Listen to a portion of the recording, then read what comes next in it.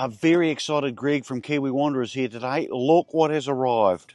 BOS370 Stabiliser legs. Wow. So in this video I'm going to show you what you get in a box, how to fit them, it doesn't look too hard, and we'll put them through their paces and give you the pros and the cons. These are good looking legs.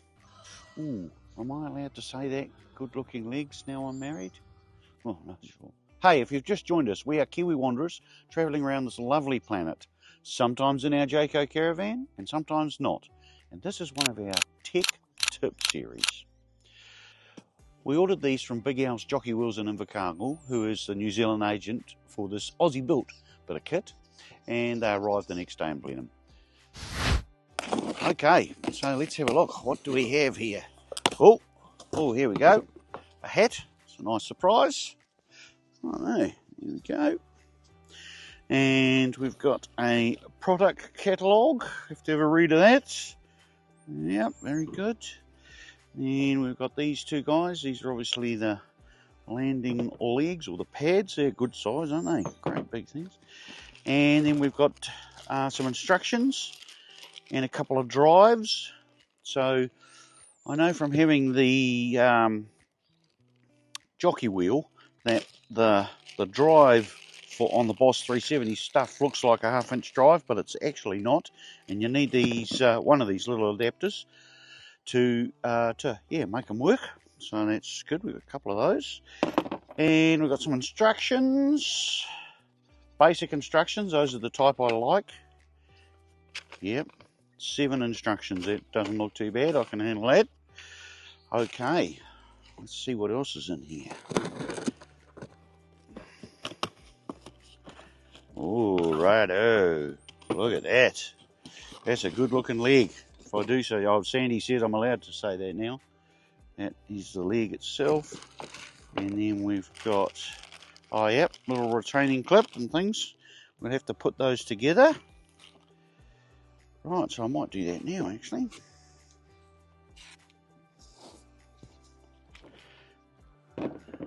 So, this is the little clip in here. Right, this looks pretty simple stuff. Not too much assembly at all. Obviously goes like that.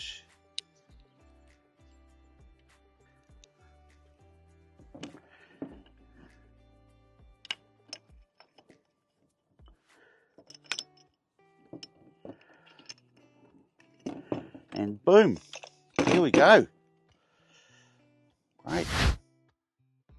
Righto, so now what we're going to do is put those landing legs on in place of the old Jayco ones. Shouldn't be too hard. Righto, here we go. We'll fit the BOS370 leg. Obviously, take the old one off first. Pretty easy stuff. A couple of spanners. Or if you're a little bit lazy like me, you use a rattle gun or a drill.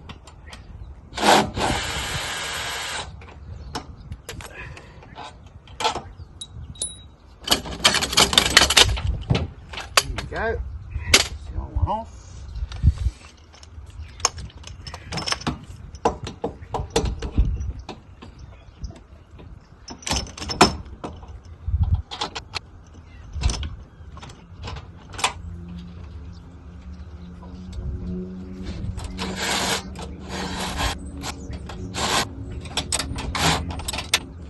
There you go, all fitted.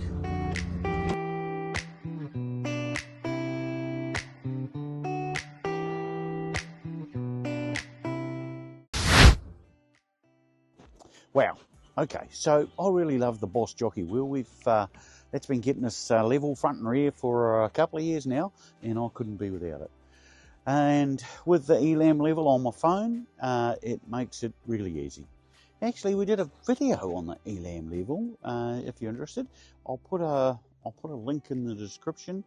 And now, with these legs, stabilising the van is even easier. So For stabilising the van, you can have the legs at 30-degree angle, which on our van seems to make a bit of a difference on how stable we are. But if you're lifting the van, obviously you can only use the legs straight up and down, which makes sense. But if we're on a major slope, then you can use the stabilisers to lift the van and put some chocks under the wheel. It is important that the wheels stay on the ground though, so you can't suspend the van on the stabiliser legs. Yeah, so they're a good bit of kit. I recently fitted hubcaps to our Silverline, and it was a very easy job with the BOS legs. You need to be on level ground, of course, or connected to the tow vehicle. In my case, I chocked the wheels on the side of the van I was not lifting, and then used the stabilisers to lift a little bit at a time, front and rear. Yeah, way easier than using the factory jack, and quite a bit safer, I would say. So if I ever got a flat tyre, it would be no drama at all. So stabilising is way easier too. Here is my new stabilising procedure. So when the car's off the tow ball, I move the front stabilisers to the forward position and lower the front of the van, so I can do the same with the rear stabilisers. I need to do this because I travel with the stabilisers folded up a bit so we can get a bit of extra ground clearance. Then it's simply a matter of getting the front and rear level as close, and then settling down my 4 stabilisers front and rear. I do occasionally put the stabilisers at 90 degrees and use them to correct a small levelling issue. And as I said, if it's really uneven ground, then I use the stabilisers to lift the van and put some chocks in place. Very easy stuff. About the only thing I would say is you do need to be wary of when the stabilisers are getting near the end of their travel, because they stop quite quickly. And if the drill's not in ratchet mode, it's not good. Anyway, it's just a habit thing, and I've got it sorted now. So, once again, with my ELAM level, you just have to have the phone with you and adjust as required. It did take me a bit of getting used to, but now I can level it very well in a matter of minutes. So that's how these legs work. Pretty good. Now, the pros and the cons. So, the pros. Well, levelling is number 1 pro. Very easy, and of course, if we were on a real slope, we could use the levelling blocks, but otherwise, these make the job very easy. The number 2 pro is easy to deal with the local agent. Al's Jockey Wheels in Invercargill is the guy to deal with there, believe it or not, is Al. Yeah, no dramas at all. Really easy to deal with. He has a new website out with all the tech details on the legs and the jockey wheels, and of course their pricing. And then number 3 pro is big pads. So there's no need for those blocks of wood and stuff when your ground's a bit soggy. These are really good big pads, and they're designed so the main leg in the stabiliser takes the weight, not the pivot pin like on the Alco ones. You can see what's happened to my Alco ones. Not sure how I did that. Anyway, it's not a concern now because I've got these BOS370s on. Good quality, that's number 4. Very well made, and I can attest to that. The BOS370 jockey wheel has just been fantastic. For 2.5 years we've been using it. Did have a little problem with it, but it was fixed, no problem. Great, no fuss. Great to deal with people who stand behind their products. Number 5. So as you can see, very easy to use. I could just about let Sandy use these, but yeah. But you do have to make sure that you have the ratchet set on the drill so it slips if you get it under too much load. And number 5, they can replace your jack. Very easy to use them to lift the wheels off the ground to change a tyre. When you're doing this, of course, you need to be a bit of common sense and lift the front a little bit and the rear a little bit. I think BOS recommend lifting 5 centimetres at a time. Next pro is weight. So I don't add anything to my van that adds weight to it because we're sort of fairly well up there.